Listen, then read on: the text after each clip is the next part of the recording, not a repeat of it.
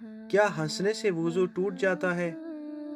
اس مسئلے کو سمجھنے کے لیے پہلے ہمیں جاننا ضروری ہے کہ فقہی اعتبار سے ہنسنے کی تین قسمیں ہیں: قہقہ، ضحک اور تبسم۔ قہقہ سے مراد وہ ہنسی ہے جس میں خود بھی اور قریب کے لوگ بھی اس کی آواز سن سکیں اور منہ خوب کھل جائے۔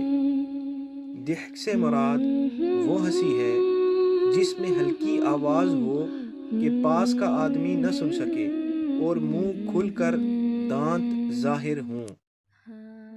اور تبسم سے مراد وہ ہنسی ہے جس میں بالکل آواز نہ ہو، جس کو ہمارے اطراف میں مسکرانا کہتے ہیں۔ اس میں ہونٹ نہیں کھلتے۔ یہ تینوں چیزیں اگر نماز میں پائی جائیں تو پھر اس کا کیا حکم ہے؟ ضحک سے نماز فاسد ہو جاتی ہے، وضو باقی رہتا ہے۔ تبسم سے نماز اور وضو دونوں باقی رہتے ہیں۔